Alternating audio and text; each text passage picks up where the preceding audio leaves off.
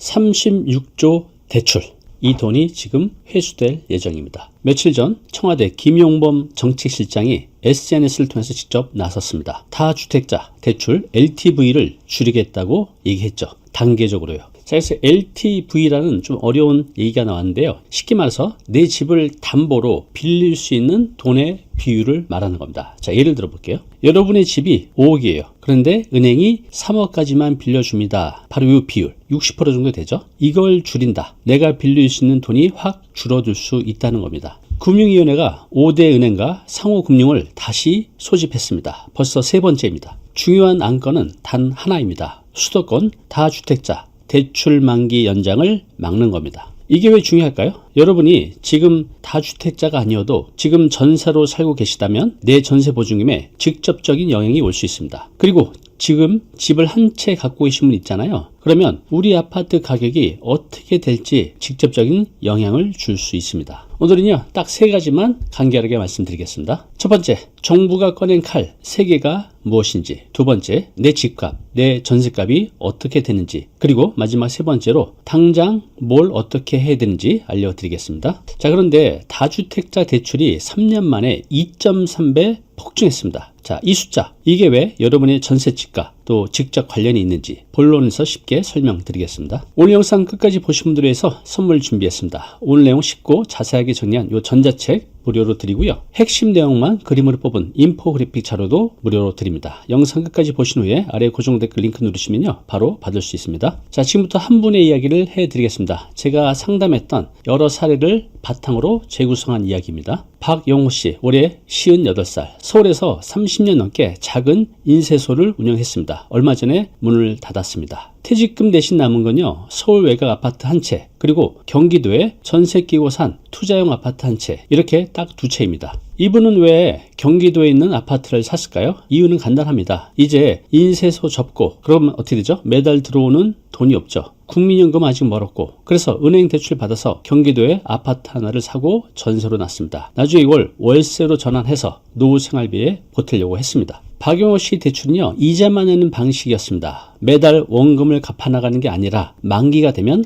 원금을 한꺼번에 갚는 구조였습니다. 처음에는 괜찮습니다. 집값도 조금씩 올랐고요. 전세금도 안정적이었습니다. 자, 이 정도면 나중에 내 노후 준비 다 된 거 아닌가 이렇게 생각을 했다고 합니다. 그런데 얼마 전에 뉴스를 보다가 손이 떨립니다. 다주택자 대출 만기 연장이 막힌다는 뉴스를 보게 됩니다. 박 씨가 가지고 있는 경기도 아파트 대출 만기가 올해 9월입니다. 지금까지는 만기가 되면 은행에서 연장을 잘해줬습니다. 그런데 이제 그게 막힐 수 있습니다. 대출금 1억 5천만 원을 한꺼번에 갚아야 합니다. 그런데 갚을 돈이 없습니다. 그러면 집을 팔아야 합니다. 팔리긴 할까요? 지금 매물이 쏟아지고 있는데 박용훈 씨 머릿속이 하얘졌습니다. 혹시 지금 이 영상 보시면서 나도 지금 비슷한 상황인데? 라고 생각하신 분 많이 계시죠? 그렇습니다. 지금 이 순간 대한민국 박 씨와 같은 상황에 놓인 다주택자 수십만 명입니다. 그리고 그 집에 살고 있는 전세 세입자도 수십만 명입니다. 도대체 왜 이런 일이 벌어진 건지, 정부가 꺼낸 세 가지 칼이 무엇인지 지금부터 하나씩 짚어보겠습니다.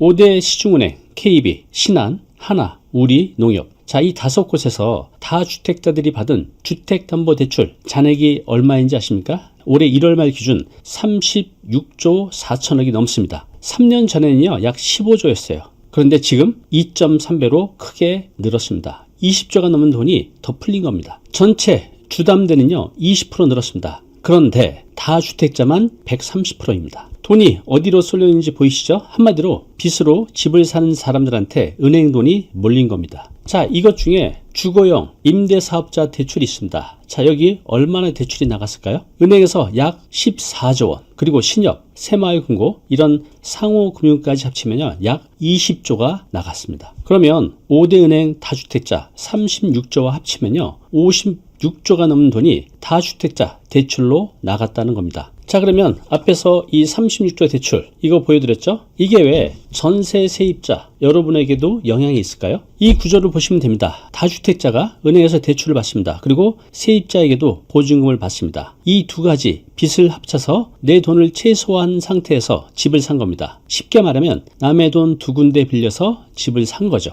집값이 오르면 이익은 다주택자 본인이 가져갑니다. 그런데 집값이 떨어지면 어떻게 되죠? 은행이 담보가 부족하다고 대출한 돈을 회수할 겁니다. 이 부담이 고스란히 세입자에게 넘어갈 수 있다는 겁니다. 이걸 청와대 정책실장은 이렇게 표현했습니다. 수익은 개인에 남고 위험은 사회화되는 비대칭이 생기는 것. 자, 여러분, 이게 바로 정부가 칼을 꺼낸 이유입니다. 그래서 정부가 꺼낸 칼 세 가지인데요. 하나씩 보겠습니다. 첫 번째 칼은요, 대출 만기가 되면 연장을 안 해주겠다는 겁니다. 자, 지금도 다주택자는요, 대출이 안 되죠. 사실상 금지예요. 그런데 예전에 받아놓은 대출은 만기가 오면요, 그냥 연장해 줬습니다. 그런데 이제 이것도 막겠다는 겁니다. 자, 두 번째 칼은요, 임대 수익 대비 대출이자 검증을 강화하겠다는 겁니다. 쉽게 말하면 이겁니다. 임대소득이 대출 이자의 1.5배 이상이 안 되면 대출 연장을 못하게 만드는 겁니다. 즉 RTI라고 하죠. 임대소득 대비 이자 상환 비율을 말하는 겁니다. 이게 1.5배 이상 되어야 됩니다. 예를 들어서요, 이자가 월 100만 원이면 월세가 1.5배니까 150만 원 이상이어야 합니다. 빚 감당이 안 되면 더 이상 빌려주지 않겠다는 겁니다. 제가 실제로 상담한 분 중에 월세는 70만 원 받는데 대출이자가 90만 원 나가는 분이 계셨습니다. 매달 마이너스 20만 원이죠. 자, 이런 분들은 앞으로 가장 먼저 영향을 받을 수 있습니다. 세 번째 칼은요, 대출 조건의 차별화입니다. 실거주 1주택자는요, 최장 30년까지 장기 고정금리 대출을 받을 수 있죠. 반면에 투자 목적 다주택자한테는요, 대출 기간을 10년 이내로 확 줄이고 이자만 내는 기간도 없앨 수 있습니다. 매달 갚아야 하는 원금 또 이자 부담이 확 늘어날 수밖에 없습니다. 그러면 36조 원이 당장 회수됐느냐? 아닙니다. 자, 올해 상반기 실제 만기가 돌아오는 건 499억 원입니다. 전체의 0.14%밖에 안 되죠. 하지만 방향은 정해졌습니다. 내년 또 내후년 만기가 올 때마다 하나씩 줘올 겁니다. 그래서 지금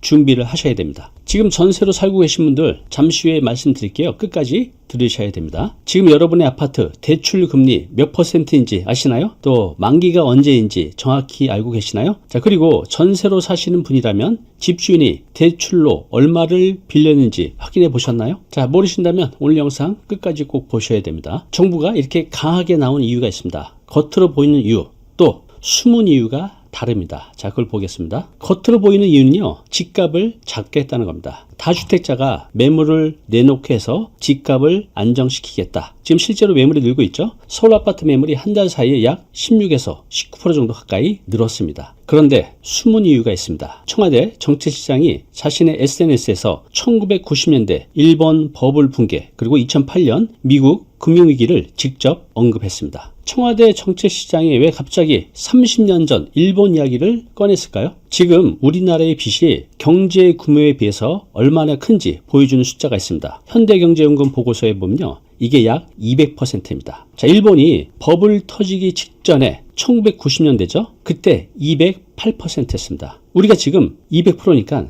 8%밖에 차이가 안 납니다. 이 숫자를 보면 정부가 왜 이렇게 급하게 움직이는 건지 그 맥락이 보입니다. 빚으로 집을 사고 그 집을 담보로 또 빚을 내는 구조가 한꺼번에 무너지면 어떻게 될까요? 은행이 흔들리고 기업 대출이 막히고 경기 전체가 얼어붙을 수 있습니다. 정부는 이걸 막겠다는 겁니다. 그런데 정책의 방향이 맞더라도 속도 또 방법이 잘못되면요, 누군가에게는 약이 아니라 독이 될 수 있다는 겁니다. 자, 그래서 앞으로 어떻게 되냐? 크게 세 가지 시나리오로 보겠습니다. 첫 번째 시나리오, 단계적인 규제입니다. 이 가능성이 가장 높습니다. 만기 연장을 점진적으로 줄여가는 겁니다. 이러면 매물이 늘어나되 폭락까지는 안 가겠죠. 박용호 씨, 앞에서 말씀드린 이분 같은 경우 9월 만기 전에 미리 정리할 시간이 있습니다. 급하지는 않지만 미루면 선택지가 줄어들 수밖에 없습니다. 두 번째 시나리오는요, 규제 완화 또는 유예입니다. 야당이 지금 강하게 반발하고 있습니다. 전월세 불안이 현실화되면 정부가 속도 조절에 나설 가능성이 많이 있습니다. 자, 이 경우 시장 충격은 제한적일 수 있습니다. 하지만 이재명 대통령이 SNS로 매일 압박하는 상황에서 크게 후퇴할 가능성은 높지 않아 보입니다.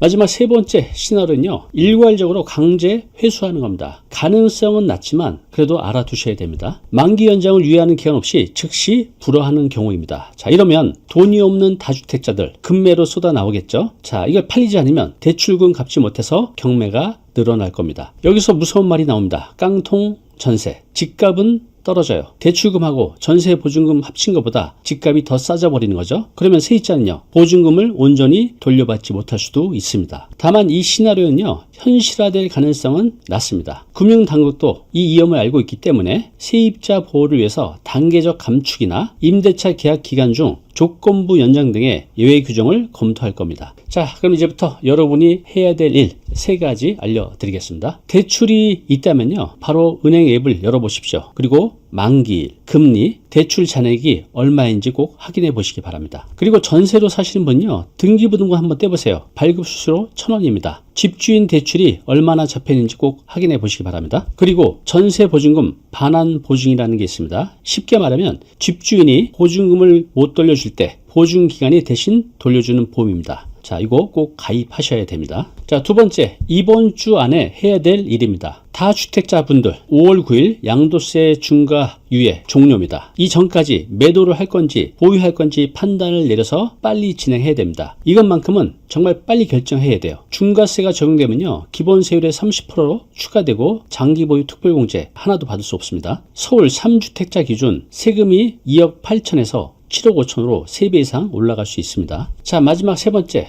가능하면 전문가 상담을 받아보시기 바랍니다. 대출 만기가 올해 안에 도래하시는 다주택자 반드시 세무사 또 전문가 만나셔야 합니다. 양도세 또 보유세 대출 상환 일정을 종합적으로 따져봐야 내가 어떤 선택을 해야 될지 알 수 있을 겁니다. 꼭 상담 받아보시기 바랍니다. 자, 오늘 내용 핵심 내용 3가지로 정리해 드리겠습니다. 첫 번째, 정부가 다주택자 대출을 점점 조여오고 있습니다. 만기 연장 차단, 임대수익 검증 강화, 대출 조건 차별화, 이 3가지 칼이 동시에 움직이고 있습니다. 두 번째, 지금 매물은 쏟아지는데요, 거래가 얼어붙고 있습니다. 서울 아파트 한 달 새 16% 이상 급증했습니다. 그런데 거래량은 지난해 같은 기간 대비 46% 급감했습니다. 자, 이 흐름은요, 5월 9일 양도세 중과유예 종료까지 더 강해질 가능성이 높습니다. 마지막 세 번째, 자, 이것은요, 단순히 집값의 얘기가 아닙니다. 나라 경제 전체의 빚 구조를 바꾸겠다는 겁니다. 방향은 이미 정해졌습니다. 이제 속도만 남았습니다. 지금의 상황이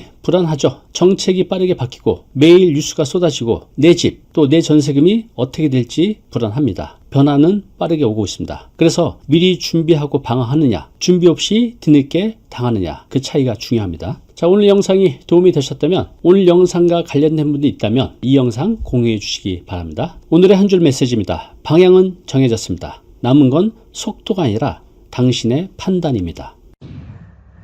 자, 오늘 내용 너무 중요한 내용이죠. 영상 보고 나면 잊혀지잖아요. 자, 자료 무료로 제공하고 있습니다. 이 자료, 요거 받고 싶은 분들은요, 아래 링크로 신청하시면 됩니다.